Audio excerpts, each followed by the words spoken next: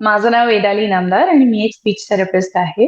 तर कोणत्याही माणसामध्ये म्हणजे अगदी माझ्यामध्ये, तुमच्यामध्ये क्रोमोझोम्सच्या 23 पेअर्स असतात, म्हणजे 23 पेअर्स असतात.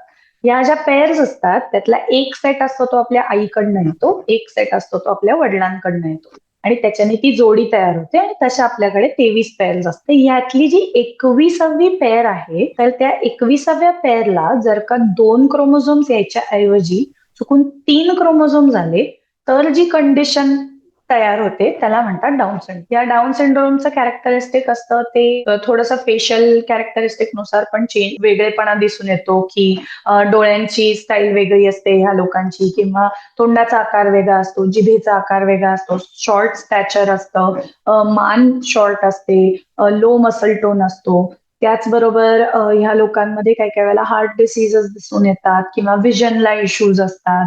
असे अनेक हेल्थ इश्यूज याच्यामध्ये आढळून येतात. यातला एक प्रॉमिनंट भाग असा असतो की डाऊन सिंड्रोम बरोबर इंटलेक्च्युअल डिफिकल्टी ही असते.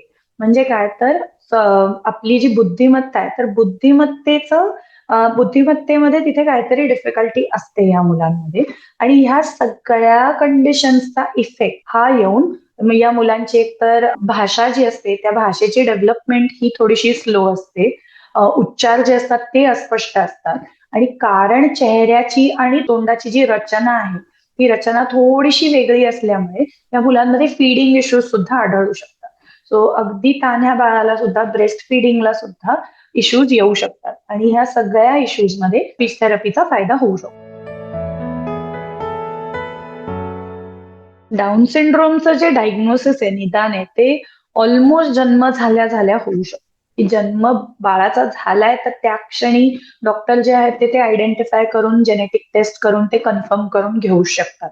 त्यामुळे आपल्याला प्रिव्हेंटेटिव्ह मेजर्स जे आहेत ते पालकांना तिथे घेता येतात. तर जरी असं डायग्नोसिस झालेलं असतं तरी पालकांनी तिथे घाबरून न जाता समजून घेतली पाहिजे ती कंडिशन की ही काय आहे आणि त्या कंडिशननुसार पालक जे आहेत ते स्टेप्स घेऊ शकतात. तर उदाहरणार्थ जसं की आता तान्ह बाळ आहे, डायग्नोसिस आपलं झालेलं आहे, आईला आणि बाळाला म्हणजे आईला जाणवत असतं, घरच्यांना जाणवत असतं की बाळ ब्रेस्ट फिडिंग घेऊ शकत नाही, तर मग तिथेच लगेच पालकांनी स्पीच थेरपिस्ट पर्यंत पोहोचून तिथे फिडिंग कन्सल्टेशन घेऊन पुढे जायला पाहिजे. किंवा तेव्हा पालकांनी काय काय आपल्या बाळाला अडचणी येऊ शकतात पुढे आयुष्यात, ते माइलस्टोन्स काय आहेत, ते कसे आपण शिकले पाहिजे, कशी त्याची माहिती घेतली पाहिजे, हे सगळं ज्ञान पालकांनी मिळवलं पाहिजे आणि त्यानुसार पालकांनी त्या मुलाची ग्रोथ जी आहे ती मॉनिटर करायला पाहिजे. डाऊन सिंड्रोम आहे म्हणून पालकांनी त्याला अंडर एस्टिमेट करून उपयोग नाही की म्हणजे काय डाऊन सिंड्रोम आहे का मग याला काही येणारच नाही असं म्हणून चालत नाही.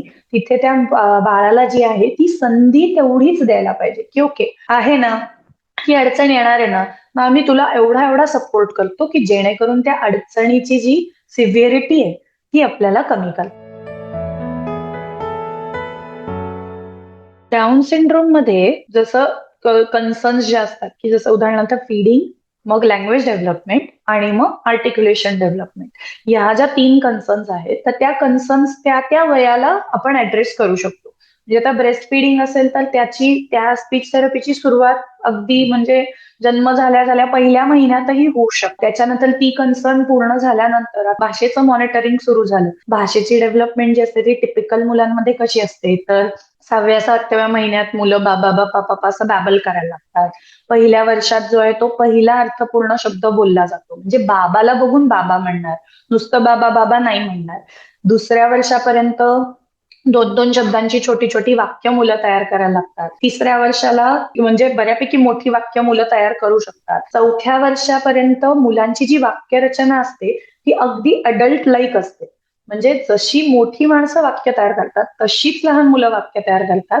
फक्त त्यांचे जे विषय असतात ते बाळबोध असतात. म्हणजे मोठ्या लोकांचं बोलणं आणि 4 वर्षाच्या मुलाचं बोलणं यातला फरक फक्त विषयाचा असतो. त्यामुळे हे जर का माइलस्टोन्स आपण डोक्यात ठेवले तर त्या त्या वयाला एकतर स्पीच थेरपिस्ट त्या मुलाची ग्रोथ मॉनिटर करू शकतो, म्हणजे पहिल्या वर्षापासूनच स्पीच थेरपिस्ट मॉनिटर करू शकतो. त्याच्यात थेरपीची गरज असेल तरच थेरपी सुरू करण्यात अर्थ आहे. गरज नसेल तर फक्त मॉनिटरिंग पर्यंत स्पीच थेरपिस्टचं काम थांबू शकतं तिथे. आणि ज्या ज्या पॉइंटला गरज पडेल त्या त्या पॉइंटला त्या त्या डोमेनवरती आपण स्पीच थेरपी करू शकतो. डाऊन सिंड्रोम मध्ये हे ज्या बाकीच्या सो मेन मेन जी त्यातली कन्सर्न आहे इंटेलेक्च्युअल डिसेबिलिटीची, ती कन्सर्न आणि लो मसल टोन, या दोन गोष्टींमुळेच डाऊन सिंड्रोम मध्ये प्रामुख्याने ज्या अडचणी येतात, तर त्यातली एक म्हणजे फिडिंगची अडचण अशी असते की म्हणजे ब्रेस्ट फिडिंग करताना सील जे आहे तोंडाचं, ते सील तयार होणं गरजेचं असतं आणि आपला जो सक स्वॉलो रिफ्लेक्स आहे की आपण गिळताना काही क्षणासाठी आपला ब्रीदिंग सप्लाय जो असतो तो बंद होतो. त्यामुळे आपल्या बॉडीला अगदी लहान वयापासूनच ते ब्रीदिंग आणि स्वॉलोइंग याचं कोऑर्डिनेशन करायची बेसिकली ते स्किल आपली बॉडी शिकत असते. ते आपल्या हातात नसतं, ते आपलं आपलं बॉडी करत असते. पण लो मसल टोनमुळे कधी कधी ह्या रिफ्लेक्सला, ह्या स्किलला पण ते शिकायला मुलांमध्ये अडचणी येतात. त्यामुळे फीडिंग ही मेन एक कन्सर्न असते. लँग्वेज डेव्हलपमेंट जसं म्हणलं जसं की इंटेलेक्च्युअल डिफिकल्टी असल्यामुळे भाषा शिकणे आणि ती भाषा आपली आपली शिकणे याच्यामध्ये मुलांना वेळ लागू शकतो. त्याच्यामुळे तिथे एक डिले आढळतो. कुठलंही स्किल शिकताना या वयातल्या या इंटेलेक्च्युअल डिसेबिलिटीमुळे डाऊन सिंड्रोमच्या मुलांना टिपिकल मुलांपेक्षा जास्त वेळ लागणारच आहे. त्यामुळे तो जास्त वेळ देऊन त्यांना आपल्याला तिथे तो सपोर्ट करत करत पुढे जावं लागतं. तोंडाचा आकार आणि जिभेचा आकार याच्यामुळे या मुलांमध्ये उच्चारांच्याही अडचणी असू शकतात. आणि याच्यातले जे सेन्सरी आणि लो मसल टोन असल्यामुळे जे काही तोंडाचे जे काय म्हणतात त्याला, तोंडाच्या बेसिक गोष्टी ज्या आहेत, उदाहरणार्थ काय दात घासणे, चूळ भरणे, ह्या गोष्टी कधी कधी लहान मुलेही करू देत नाही आणि त्याच्यामुळे बऱ्याचदा त्यांच्या दातांच्या हेल्थकडे निग्लेक्ट होतो आणि मग दात पण छान नसल्यामुळे परत ते उच्चारावरती त्याचा परिणाम होतो. त्यामुळे हे सगळं एकत्रितपणे येतं आणि होलिस्टिकली त्या मुलाकडे बघायला लागतं. त्यामुळे डाऊन सिंड्रोमचा जर का फक्त आपण स्पीच लँग्वेज कम्युनिकेशन किंवा स्पीच थेरपिस्टच्या पॉईंट ऑफ व्ह्यूने विचार केला तर लँग्वेज डिले, फीडिंग आणि मिसआर्टिक्युलेशन ह्या 3 प्रॉमिनंट कन्सर्न्स असतात. पालकांनी पहिली गोष्ट म्हणजे समजून घ्यायला पाहिजे आपल्या मुलाला आणि आपल्या मुलाला ऍक्सेप्ट करायला पाहिजे की ठीक आहे, डाऊन सिंड्रोम आहे आपल्या मुलाला. याचा अर्थ असा नाही की आपण त्याला स्वावलंबी आणि स्वतंत्र आयुष्य नाही देऊ शकत. जेव्हा पालक ती कंडिशन ऍक्सेप्ट करतात तेव्हा ते त्या मुलाला तो वेळ तेवढा देऊ शकतो. की इंटेलेक्च्युअल डिफिकल्टीमुळे एखादं स्किल शिकायला त्या मुलाला जास्त वेळ लागणार आहे, पण जास्त वेळ दिल्यानंतर ते मूल ते स्किल शिकणार आहे. ते शिकणारच नाही आयुष्यात असं कधी होणार नाही. त्यामुळे पालकांनी त्या मुलाला तेवढा तो वेळ द्यायला हवा की ठीक आहे, तुला लागतोय ना, तुला 10 वेळा सांगायला लागते ना एकच सूचना, तर मी न चिडता ती सूचना 10 वेळा तुला सांगेन आणि 10 वेळा मी दाखवेन, तुला करून दाखवेन की हे कसं करायचं. हे एक पालकांनी पाळणं खूप गरजेचं आहे. त्याच्याच बरोबर पालकांनी मुलांना ज्या ज्या सपोर्टची गरज आहे तो तो सपोर्ट त्या त्या वयात त्या मुलांना प्रोव्हाइड करायला पाहिजे. तिथे पण तो वेट अँड वॉच अप्रोच घेऊन चालणार नाही की ठीक आहे कधीतरी ते मूल शिकेल आपलं आपलं, आता काही याच्यात पडायची गरज नाही, असा वेट अँड वॉच अप्रोच घेऊन चालणार नाही. अजून एक गोष्ट म्हणजे जे काही दिलेलं आहे, म्हणजे जे काही घरी करायला काम दिलंय पालकांना, ते पालकांनी सिन्सिअरली करून घेणं गरजेचं आहे. कारण आपण किती म्हणलं तरी थेरपी जी आहे ती काय मे बी 40 मिनिटाची होईल, 1 तासाची होईल मॅक्स टू मॅक्स. पण घरचा जो वेळ आहे, घरी मूल बाकीचे 23 तास असणार आहे. त्या 23 तासांमध्ये आपण त्या मुलाकडनं काय काय करून घेऊ शकतोय. त्यातले झोपायचे गेले, जेवायचे गेले, असं करून 4-5 तास तरी आपल्या हातात प्रोडक्टिव्ह आहेत. तर त्या प्रोडक्टिव्ह तासांमध्ये मुलांना घरातल्या सगळ्या गोष्टींमध्ये इन्व्हॉल्व्ह करायला पाहिजे. त्याला घरातल्या प्लॅनिंगमध्ये, म्हणजे आता सण असेल कुठला तरी, त्या सेलिब्रेशनमध्ये, त्याच्या प्लॅनिंगमध्ये, त्याच्या एक्झिक्युशनमध्ये त्यांना इन्व्हॉल्व्ह करायला पाहिजे. त्यांना स्वतंत्र बनण्याची संधी द्यायला पाहिजे.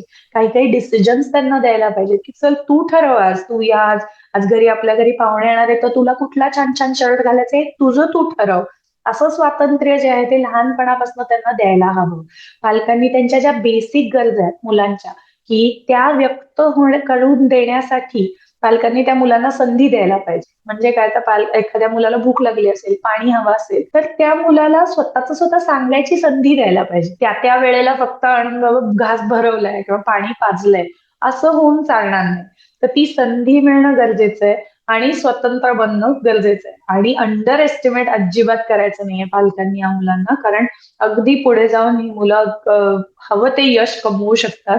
असं अजिबात नाही की डाऊन सिंड्रोमचं डायग्नोसिस हे एंड ऑफ द वर्ल्ड अजिबात नाही.